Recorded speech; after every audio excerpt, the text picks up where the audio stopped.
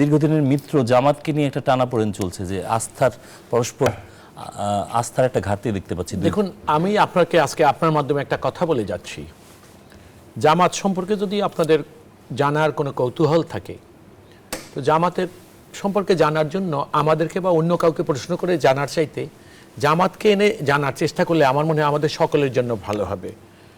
কারণ আমি খুব পরিষ্কার বলি, জামাতের সঙ্গে আমাদের রাজনীতির কোনো সম্পর্ক নাই। জামাতের সঙ্গে নির্বাচনী সম্পর্ক ছিল, আর নির্বাচনের সম্পর্কটা কোনো স্থায়ী সম্পর্ক না। আমি আশা করি আপনি এটা থেকেই পরিষ্কার হয়ে যাবেন। দ্বিতীয় কথা হলো এই যে আপনি যেটা বলেছেন ডিসেম্বরের মধ্যে নির্বাচন হওয়া যায় কিনা, অবশ্যই যায়। আমি সাইফুল ভাইয়ের সঙ্গে একমত।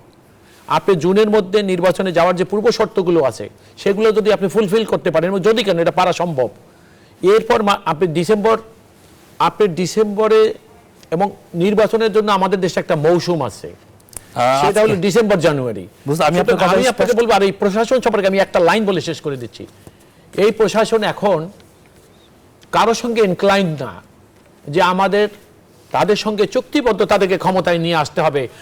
2008 অনেক ধন্যবাদ এবং সাইফুল হক। আমরা একটা বিষয় পরিষ্কার হয়েছে আজকের আলোচনায় যে ঐক্যমতের সরকার গঠন করা হলে সেটির আত্মগতি সিদ্ধান্ত হবে এবং দায়িত্বশীলরা এটা কখনোই মেনে নেবেন না, রাজনীতিবিদদেরকে নিয়ে। এবং ডিসেম্বরের মধ্যে এই জাতীয় নির্বাচন করা সম্ভব বলে মনে করেন এই দুই আলোচক।